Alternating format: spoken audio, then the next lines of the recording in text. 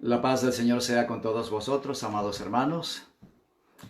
Es una alegría continuar en nuestro curso de estudios y para ello vamos a iniciar esta noche con un himno especial por los hermanos Daniel y Josué. Adelante, hermanos.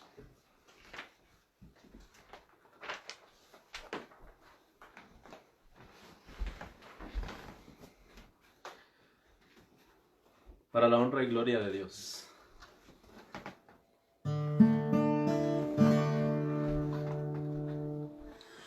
Punzantes los abrojos del camino, nos tienen fe y gozo a confirmar, y enseñan de este modo al peregrino, que el mundo no podrá ser nuestro hogar, si en sendas escarpadas tú estás, no temas que el Señor te ayudará. Si el mundo en vez de rosas te da espinas, el Señor en rosas todo cambiará. Si a nuestra paz azotan tempestades, tras tempestades calma llegará. ¿Qué importa que haya siempre adversidades? La mano del Señor nos sostendrá. Si en sendas escarpadas tú estás, no temas que el Señor te ayudará. Si el mundo en vez de rosas te da espinas, el Señor en rosas todo cambiará. Si en sendas escarpadas tú estás, no temas que el Señor te ayudará. Si el mundo en vez de rosas te da espinas, el Señor en rosas todo cambiará. Amén.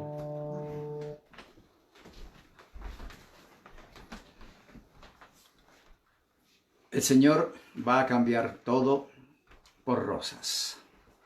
Les invito a que elevemos nuestros corazones a Dios en oración. Eterno y soberano Dios de los cielos, venimos ante ti en esta noche de sábado, agradecidos, Señor, porque nos das la bendición de poder continuar con nuestro estudio y queremos rogarte que tú tomes la dirección de el análisis que hacemos de tu palabra para que todos seamos no solamente entendidos en tu palabra, sino que podamos vivir conforme a esa luz que tú nos das. Bendice a todos los que en este momento se conectan para escuchar y recibir tu verdad, y que todos recibamos ese cobijo divino, esa gracia del cielo, ese bautismo del Espíritu Santo. Bendícenos pues en este estudio, lo rogamos en el nombre santo de Cristo Jesús. Amén.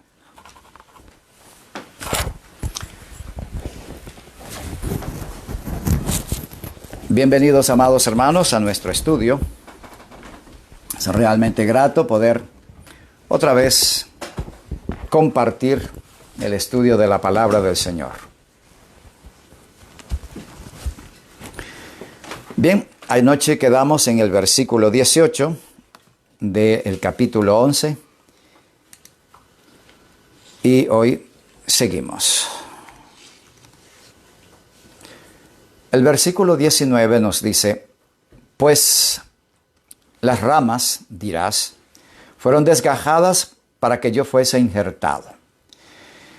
El apóstol en esta sección del capítulo está advirtiendo seriamente a los gentiles que sean extremadamente cuidadosos en no asumir una actitud arrogante, vanidosa o creída de que son algo más o mejor que los judíos, porque ello es convertirlos a ellos mismos en lo que fueron los judíos, arrogantes, engreídos, orgullosos.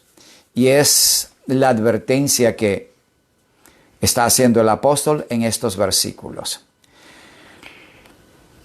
Versículo 20 dice: bien, por su incredulidad fueron desgajados, pero tú por la fe estás en pie.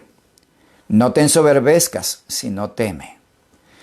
La soberbia, el orgullo, siempre ha sido un riesgo en el mundo religioso. Lamentablemente, la iglesia ha sucumbido a ese problema y se ha ensoberbecido, se ha engrandecido, se ha creído superior hasta el punto de asumir la posición de creerse mejores que Dios. Y hablo del grueso del cristianismo. Sí, cuando la iglesia se atreve a cambiar la ley, cuando la iglesia se atreve a modificar los mandamientos escritos con el dedo de Dios, es porque se considera más sabia, mejor, más calificada que Dios mismo, al punto que puede corregir a Dios. Es el colmo de la soberbia humana, es el colmo del engreimiento del hombre. Así que el apóstol dice, no te ensoberbezcas, sino teme. Versículo 21, porque si Dios no perdonó a las ramas naturales, a ti tampoco te perdonará. Dios siempre sigue un camino de justicia y su proceder es recto y sigue una línea bien definida de justicia. Si los gentiles asumen la misma posición orgullosa, engreída, de soberbia, entonces, por supuesto, el mismo proceder que Dios tuvo para con aquel pueblo que siguió ese camino, lo va a tomar con la iglesia. Y en efecto, así fue. Podemos hablar con claridad. Cuando la iglesia se corrompió y se exaltó al hombre por encima de Dios, y la iglesia se convirtió en una institución llena de soberbia, llena de orgullo y de grandeza, de pompa terrenal, Dios desechó a ese pueblo. La Iglesia Católica degeneró a ese punto. Y no condeno a individuos, condeno a una organización que degeneró a una condición peor de los mismos judíos. Así que también en la iglesia cristiana se aplica la regla. Y si nosotros, conocedores de la verdad, caemos en el mismo terreno, no podemos esperar que Dios actúe de una manera distinta, porque Él sigue un patrón de justicia. Versículo 22. Mira pues la bondad y la severidad de Dios. La severidad ciertamente con los que cayeron, pero la bondad para contigo. Si permaneces en esa bondad, pues de otra manera tú también serás cortado. El apóstol habla claro, sin rodeos, para que se defina en la mente de cada lector de la epístola que si bien nosotros los gentiles hemos sido privilegiados al ser adoptados como miembros del Israel espiritual de Dios y hemos sido injertados en el tronco del Israel espiritual, ya somos parte de esta familia, ello no debe en ninguna manera hacernos creer que somos mejores o superiores a alguien. Por el contrario, la amonestación del apóstol es, mira, ten cuidado, mantente humilde. Ahora, cuando habla de la severidad de Dios, la severidad en cuanto a la justicia, la rectitud de Dios. No se trata de un trato dictatorial, inclemente, duro. No, es simplemente la línea de justicia perfecta. Si Dios siguió un proceder consecuente con un pueblo que había caído en esa condición, no puede, por causa de la justicia, asumir una actitud distinta con el otro pueblo. La paciencia de Dios, amados hermanos, tiene sus límites. Debemos ser cuidadosos en cuanto a eso. Y esto va también a nivel individual. Versículo 23. Y aun ellos, si no permanecieren en incredulidad, serán injertados. pues poderoso es Dios para volverlos a injertarse. Y eso es lo que viene planteando el apóstol. Ellos fueron separados como ramas que se secaron después, no porque Dios lo hiciera, porque ellos mismos se separaron, lo hemos dicho ya, lo hemos aclarado. El problema consiste en que el apóstol, igual que el resto de la Biblia, atribuye a Dios las acciones. Y en este caso, utilizando la ilustración, la metáfora del árbol, del tronco, las ramas pueden volverse a injertar. Dios tiene poder para eso. Naturalmente, esa reinjerción en el pueblo de Dios, esa readmisión debe ser en base a seguir el curso de la fe, como estudiamos también con los gentiles. En otras palabras, el judío debe pasar por el mismo procedimiento de arrepentimiento, de sumisión y de entrega total a la voluntad de Dios. Las palabras, si no permanecen en incredulidad, demuestran que la restauración de los judíos es condicional. Esto es, como lo dije, deben pasar por el mismo proceso, por el mismo curso del arrepentimiento y la conversión total. De otra manera, no hay readmisión. No por el hecho de ser judío, no por el hecho de pertenecer al linaje de Abraham, van a ser readmitidos. No. Si no permanecen en incredulidad, si abren sus corazones y ahora por la fe vienen a Cristo, entonces son restaurados. Es lo que quiere plantear el apóstol. Tú no tienes por qué jactarte, porque, tú estás ahora en Cristo, tú eres parte del árbol, eres ahora un privilegiado y recibes estas bendiciones de parte de Dios.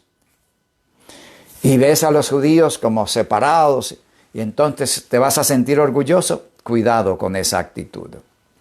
Versículo 24, porque si fuiste cortado del que por naturaleza es olivo silvestre y contra naturaleza fuiste injertado en el buen olivo, ¿cuánto más estos que son ramas naturales serán injertados en su propio olivo?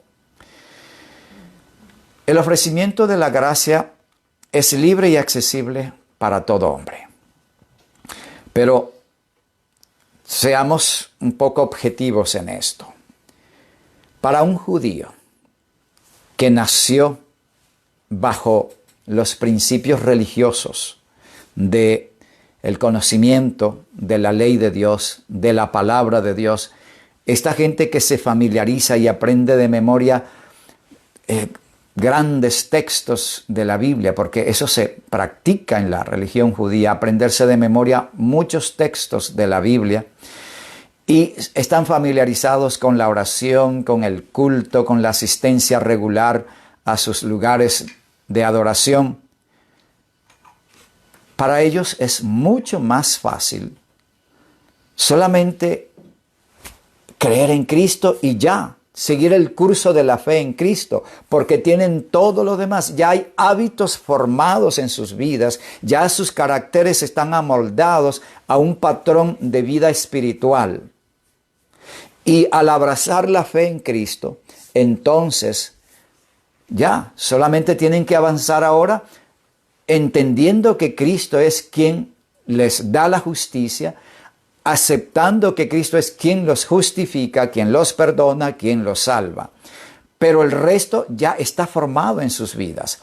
Pero a un pagano que viene de una religión extraña, totalmente pagana, tiene que rehacer totalmente su vida. Tiene que formar nuevos hábitos. Tiene que cambiar sus costumbres de hablar, de actuar, de comportarse. En fin, es una situación total. Por eso Pablo afirma que para el judío le es fácil ser reinjertado en el tronco. Solo que deje la incredulidad y acepte que Cristo es el Mesías. Ese es el punto que Pablo argumenta en este texto.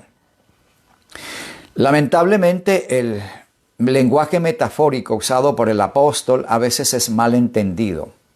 Me explico. Cuando se utilizan metáforas, alegorías y analogías, la tendencia es a tomar el lenguaje presentado en la alegoría o en la metáfora como si fuera exactamente. No, debemos entender que es una ilustración y la realidad física, material, es diferente. Esta ilustración plantea un árbol en el cual unas ramas fueron rotas, quebradas y separadas del árbol, y otras ramas fueron injertadas.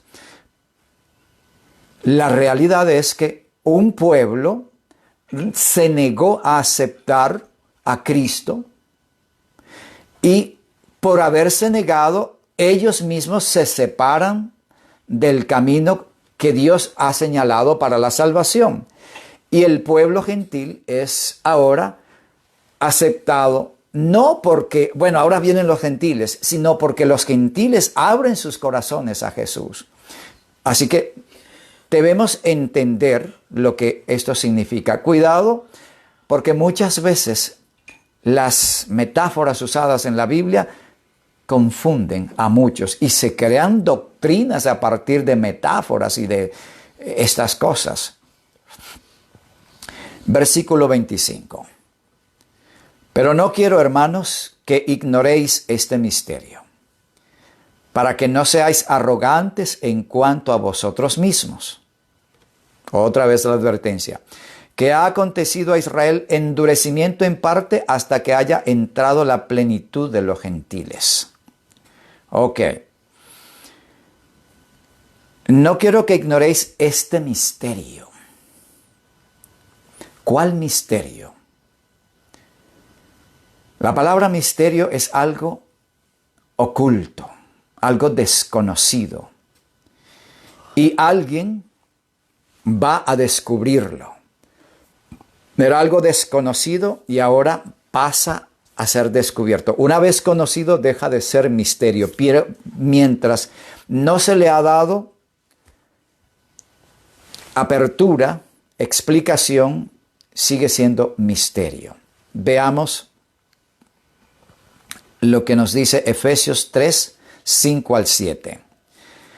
Misterio que en otras generaciones no se dio a conocer a los hijos de los hombres, como ahora es revelado a sus santos apóstoles y profetas por el Espíritu, que los gentiles son coherederos y miembros del mismo cuerpo y copartícipes de la promesa en Jesús por medio del Evangelio, del cual yo fui hecho ministro por el don de la gracia de Dios que me ha sido dado según la operación de su poder.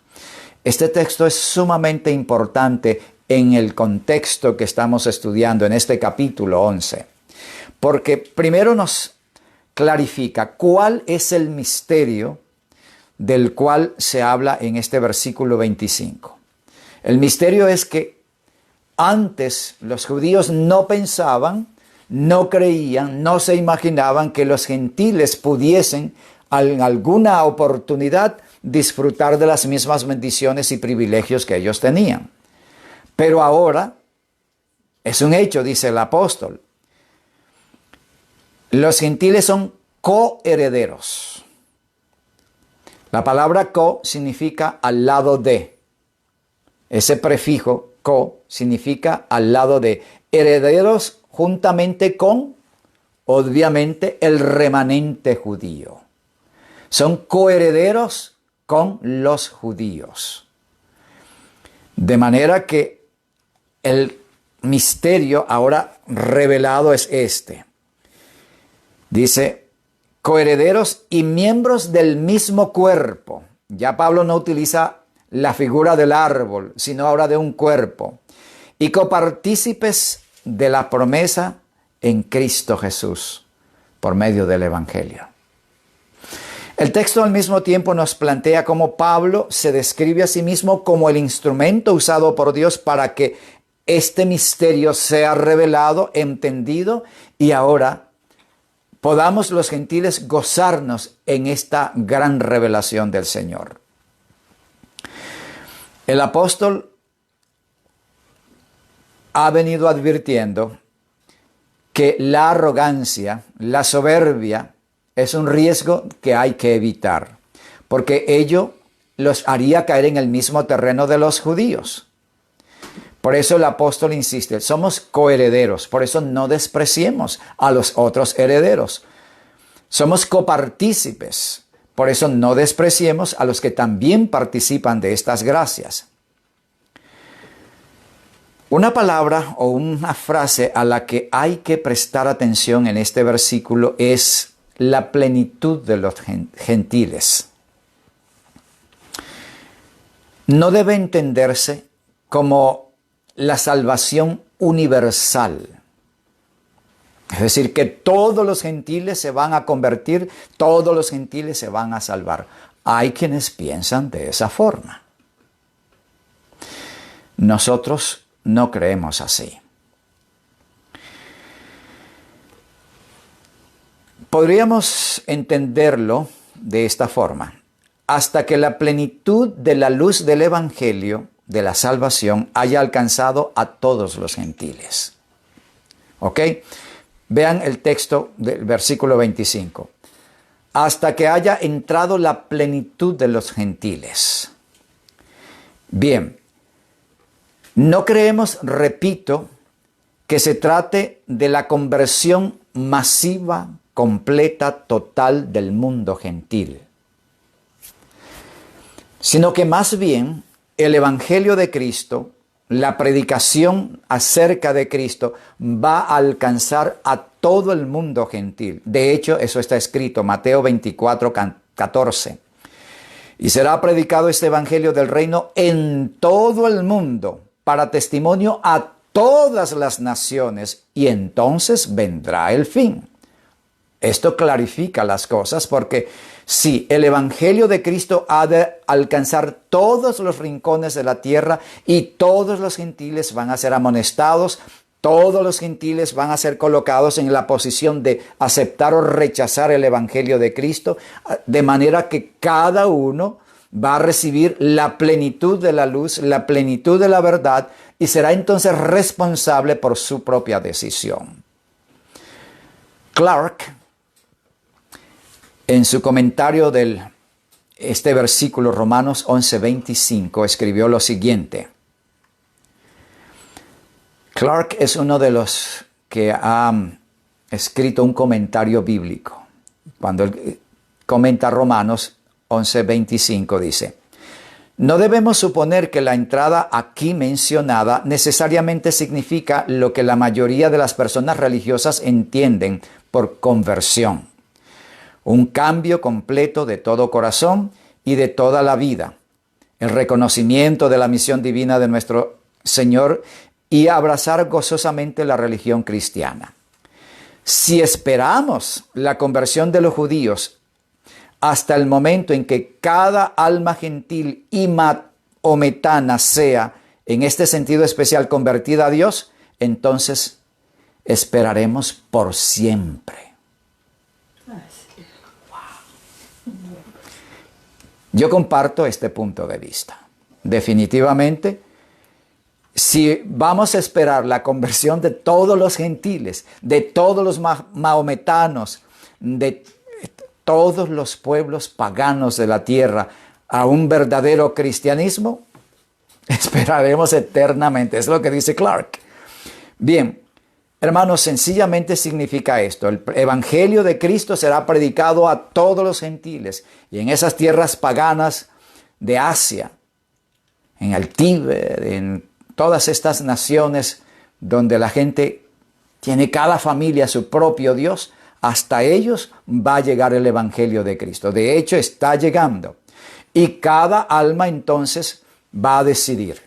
Esa es la plenitud del Evangelio a los gentiles, la plenitud de la luz a todos los pueblos de la tierra, para testimonio a todas las naciones. Entonces vendrá el fin. Pero eso no significa la conversión de ellos. Versículo 26. Y luego todo Israel será salvo. Como está escrito, vendrá de Sión el libertador que apartará de Jacob la impiedad. Este texto es otro de esos textos muy complejos y que ha dado lugar a una visión que hoy día se toma como que definitivamente todo Israel se va a convertir y después del rapto secreto, los judíos reinarán sobre la tierra. El rapto secreto ocurre 7 años antes de la venida gloriosa de Cristo para reinar con los judíos. Esta doctrina de el rapto secreto es necesario prestarle un poco de atención, no porque esté basada en alguna verdad, nada más erróneo, sino porque hay millones de personas que lo creen y debemos dar razón clara de la verdad a todos estos que están confundidos. Ellos son los que creen enfáticamente que todo el pueblo judío se va a convertir cuando todo el mundo gentil se haya convertido. O al menos así piensan ellos. Bien. No obstante, es necesario que analicemos con cuidado qué quiso decir el apóstol cuando escribió y todo Israel, y luego todo Israel será salvo. Notemos, el versículo 25 nos habla de la plenitud de los gentiles y entonces todo Israel será salvo. Cuando se haya predicado el evangelio en todo el mundo, cuando se establezca la observancia del domingo como día de reposo obligatorio, cuando los defensores de la verdad sean pocos, entonces se levantarán, como dice el espíritu de profecía, judíos que abrazando el evangelio de Cristo defenderán la verdad con poder. No todos. Sí, se van a convertir los judíos, no todos, pero habrá un número significativo de judíos que van a creer en Cristo, abrazar la fe. De hecho, cada vez son más latinos que aceptan a Cristo como el Mesías y hoy los llamamos judíos cristianos o judíos mesiánicos. Sí, son cada vez más numerosos estos grupos y aparecen por todas partes y hay ahora gentiles que adoptan una posición igual que la de ellos. O sea, la confusión de siempre. En realidad, ellos aceptan que Cristo es el Mesías, porque después de 2000 años, sin un templo, sin un sacerdocio, sin los sacrificios, sin los servicios para limpiarse, para purificarse, según la religión judía, abren los ojos y piensan, no podemos seguir así. Aquí hay algo extraño. Y entonces analizan que realmente Cristo cumplió todos los principios estipulados en las profecías para ser el Mesías prometido. El único problema de esta gente es que son los fariseos modernos. Es decir, creen en Cristo, el Mesías, pero siguen guardando la fiesta de la Pascua, la fiesta de las cabañas, la fiesta de los panes sin levadura, la fiesta de Pentecostés, todas las fiestas. Practican la circuncisión y todos los demás rituales que solamente no sacrifican animales, todo lo demás lo siguen cumpliendo. Pero ese no es el plan de Dios. El plan de Dios es que ellos lleguen a entender que Cristo es el cumplimiento de todas aquellas figuras del Antiguo Testamento. Bueno, las ramas que habían sido quebradas son restauradas y el Israel de Dios es completado. La cosecha está lista para que venga a Sión el libertador. Lo que quiero decir es, cuando llegue esa etapa, entonces todo Israel, entendiendo como el Israel de Dios, los judíos convertidos a Cristo y los gentiles fieles a la ley de Dios, entonces se juntan. Porque hay millones y millones de cristianos observadores del domingo cristianos que creen en doctrinas falsas como la de la inmortalidad del alma y el infierno y cuestiones semejantes. Pero se destaca por encima de todo la observancia del domingo.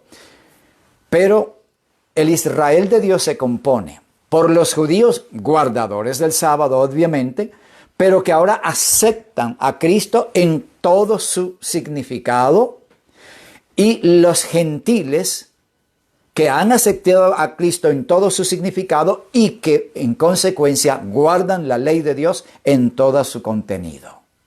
Este es el Israel de Dios. Noten bien que el Pablo no utiliza la palabra judío, sino y luego todo Israel será salvo. Si él se refiriese al pueblo actual de raza judía, hablaría de judíos. Pero cuando él habla de Israel, está hablando ahora en términos de lo que eso significa. La palabra Israel tiene un significado espiritual. Es victoria, triunfo. Recuerden que Israel significa príncipe de Dios o vencedor. Ambas cosas. Vencedor, el que triunfa. Fue el nombre dado a Jacob cuando él, le dice el ángel, has luchado con los hombres y con Dios y has vencido. Pero técnicamente la palabra Israel significa príncipe de Dios. Pero el ángel mismo, que es Cristo, le da el significado que es el que toma el apóstol para referirse a Israel. Triunfador. ¿Quiénes han triunfado? Los que han vencido sobre la bestia y su imagen, tanto judíos como cristianos. Judíos convertidos, quise decir judíos como gentiles, no cristianos, porque los dos son cristianos. Tanto judíos cristianos como gentiles cristianos. El judío cristiano que acepta a Jesús en todo su significado y contenido y mantiene su línea fiel de observancia del sábado, como gentiles que han abrazado la fe en Cristo y aceptan la ley de Dios en toda su amplitud y contenido. Estos dos se unen para formar el Israel de Dios, del cual habla Pablo aquí. Entonces, todo ese Israel espiritual será salvo, porque viene de Sión, viene del cielo, el libertador, que apartará de Jacob la impiedad, que ya va a levantar a ese Israel al cielo. La segunda venida de Cristo encuentra al pueblo de Dios compuesto por los gentiles fieles que guardan el sábado, unidos con los judíos fieles que creen en Cristo. Qué interesante.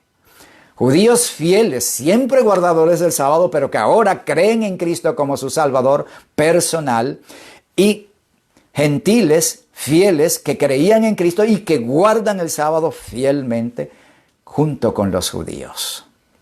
Todo Israel se refiere no al pueblo judío, sino, concluyo en este punto, al Israel de Dios, al Israel espiritual, al Israel vencedor, triunfante, compuesto por judíos cristianos y por gentiles guardadores del sábado.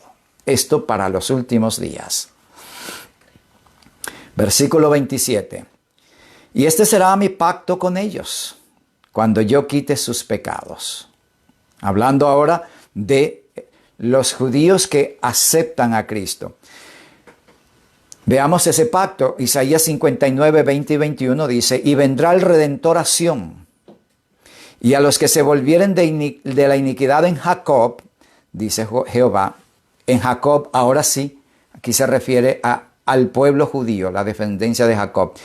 Y este será mi pacto con ellos, dijo Jehová, el espíritu mío que estará sobre ti, y mis palabras que puse en tu boca no faltarán de tu boca, ni de la boca de tus hijos, ni de la boca de los hijos de tus hijos, dijo Jehová, desde ahora y para siempre. Interesante. Bonito el texto donde Pablo se apoya para hablar, este será mi pacto con ellos. Versículo 28, así que en cuanto al evangelio son enemigos por causa de vosotros, pero en cuanto a la elección son amados por causa de los padres. En ese momento, cuando Pablo escribía la epístola, los judíos eran hostiles al pueblo gentil, aunque abrazaban la fe que ellos habían rechazado. Pero aún así, Dios los ama. Los amaba y los sigue amando. Dios no aborrece a nadie. Dios quiere que los judíos sean salvos. Dios quiere que tú seas salvo. Y nos vamos a encontrar todos. Pero bajo el principio de la verdad, de la pureza de un mensaje perfecto dado por Dios. Así que, en cuanto al evangelio, en aquel entonces y todavía hoy, muchos judíos consideran a los cristianos enemigos.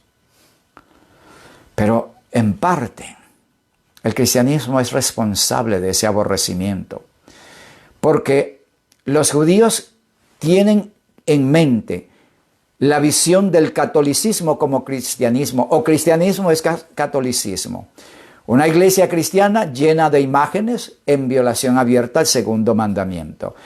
El cristianismo como día de reposo el domingo. Los cristianos guardan el domingo, los judíos guardan el sábado. ¿Y qué encontramos en la Biblia? El sábado. Los cristianos están mal. ¿Qué encontramos en la Biblia? No se adoran imágenes. Los cristianos están mal. Ese es el problema. Pero cuando llegue el momento, como ya lo hemos explicado, entonces los judíos van a echar de ver que ha habido siempre un pueblo fiel entre los cristianos que ha guardado el sábado, que no ha adorado imágenes y que ha seguido la línea fiel de la palabra de Dios en Cristo Jesús. Versículo 29. Porque irrevocables son los dones y el llamamiento de Dios. Dios no fracasa, hermanos. Dios siempre ha cumplido sus promesas y su palabra. Su palabra se ha cumplido en el remanente judío que aceptó a Cristo, aceptó el evangelio. Así que no falló la palabra de Dios, no faltó lo que Dios había dicho. Versículo 30. Pues como vosotros también en otro tiempo erais desobedientes a Dios, pero ahora habéis alcanzado misericordia por la obediencia, por la desobediencia de ellos. Pablo señala que así como ustedes antes eran gente llena de pecado y de maldad y fueron llamados, así el hecho de que los judíos sean rebeldes ahora no significa que no puedan ser llamados por Dios y puedan arrepentirse. Efesios 2:3 nos dice, entre los cuales también nosotros vivimos en otro tiempo en los deseos de nuestra carne, haciendo la voluntad de la carne y de los pensamientos, y éramos por naturaleza hijos de ira, lo mismo que los demás. Está claro, si nosotros, estando en esa condición, fuimos llamados y estamos ahora en la presencia de Dios como miembros de la familia de Dios, injertados en ese árbol, siendo parte del Israel espiritual, los judíos también pueden recibir ese llamado y pueden ser salvos. Versículo 31. Así también estos ahora han sido desobedientes, para que por la misericordia concedida a vosotros, ellos también alcancen misericordia. Una vez más, Pablo quiere hablar del celo que él desea despertar en los judíos. Así que, por la misericordia mostrada a ustedes, ellos pueden despertar, abrir los ojos y alcanzar misericordia. Versículo 32. Porque Dios sujetó a todos en desobediencia para tener misericordia de todos. El apóstol vuelve a lo que dice en textos anteriores, Romanos 3:19, por ejemplo. Pero sabemos que todo lo que la ley dice, lo dice a los que están bajo la ley, para que toda boca se cierre y todo el mundo quede bajo el juicio de Dios. Tanto judíos como gentiles estamos en el mismo plano, lo hemos explicado al estudiar el capítulo 3. No hay diferencia entre judíos y gentiles ante la necesidad que todos tenemos de salvación.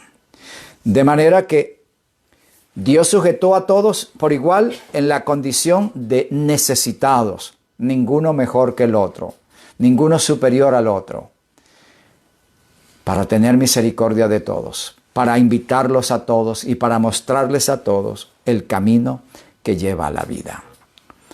Versículo 33. Oh profundidad de las riquezas de la sabiduría y de la ciencia de Dios, cuán insondables son sus juicios e inescrutables sus caminos. Pablo se extasia en exclamar, wow, cuán maravilloso es Dios. Aquel misterio que estaba oculto ahora es revelado. Cuán insondable es, cuán increíble. Nosotros judíos ahora somos puestos a un lado para atraer a los gentiles. Pero los gentiles son al mismo tiempo usados para ayudar a atraer a los judíos. ¡Wow! ¡Qué grandeza! Versículo 34. Porque ¿quién entendió la mente del Señor? ¿O quién fue su consejero? Cuando él hace esas expresiones admirativas, cuán insondables son sus juicios e inescrutables sus caminos, ahora hace esas preguntas. ¿Quién entendió la mente del Señor o quién fue su consejero? Él tiene en mente en ese momento Isaías 40:13. Pablo era un profundo conocedor de la palabra de Dios. Y en todas sus expresiones vamos a encontrar siempre una relación con la palabra de Dios. Y yo me pregunto, ¿qué tan profundamente arraigados estamos nosotros en la palabra de Dios? Son todas nuestras conversaciones relacionadas con la palabra de Dios. Isaías 40:13 dice, ¿quién enseñó al Espíritu de Jehová o le aconsejó enseñándole? Esto vino a la mente del apóstol cuando escribe el versículo 34. 35. ¿O quién le dio a él primero para que le fuese recompensado? Otra vez está en la mente del apóstol Job 41:11. ¿Quién me ha dado a mí primero para que yo restituya? Todo lo que hay debajo del cielo es mío. ¿A quién le dio a él primero? ¿Quién me ha dado a mí? Pregunta a Job el Señor. Y el apóstol tiene eso en mente para plantearlo. ¿Quién le dio primero a Dios para que le fuese recompensado? Así que es la sabiduría de Dios, la grandeza de Dios, el poder de Dios que siempre se ha manifestado en todas las formas con que Dios se ha revelado al hombre y en todos los caminos que nos ha mostrado. Versículo 36. Porque de Él y por Él y para Él son todas las cosas. A Él sea la gloria por los siglos. Amén. Con este versículo termina el capítulo 11 y la sección donde el apóstol explica el proceso de justificación y salvación para todos, judíos y cristianos, y judíos y gentiles, quise decir. Judíos y gentiles por igual deben seguir el mismo curso para la justificación, el mismo camino para lograrlo. Y luego termina también la explicación acerca del rol de Israel como evangelistas, el rol de misioneros, el rol de portaluces para el mundo, pasado a los gentiles. Y luego los gentiles como portadores de luz, como instrumentos que pueden ayudar a traer de nuevo, de regreso, a los judíos. Ese es el misterio del cual habla el apóstol, son las grandes verdades. Aquí termina esa parte. A partir del capítulo 12, vamos a hablar ahora de no de obligaciones, sino de responsabilidades espirituales como iglesia y como individuo. Él cierra esta sección con esta expresión, a Él sea la gloria por los siglos. Amén. Como termina el Padre Nuestro y muchas otras expresiones. La gloria por los siglos de los siglos. Amén. Quiera el Señor bendecirnos no solo para entender, sino para vivir en conformidad con esa luz que el Señor nos ha dado. Amén. Les invito a elevar nuestros corazones a Dios en oración. Querido Padre que estás en los cielos, te damos gracias por el estudio de tu palabra. Gracias porque hemos concluido este capítulo 11 del libro de Romanos. Y gracias por hacernos entender que somos parte de ese Israel espiritual que junto con los judíos que acepten a Cristo estaremos listos para recibirte cuando tú vengas de Sión. Bendícenos, Señor, llénanos de ti y que podamos disfrutar por la eternidad de este privilegio que nos has concedido. Quédate con nosotros esta noche y bendice a todos los que se han unido en este estudio. Te lo pedimos en Cristo Jesús. Amén. Que el Señor os bendiga ricamente, hermanos. Como siempre, mañana no tenemos estudio. El día domingo comenzamos con el capítulo 12. Que el Señor os bendiga.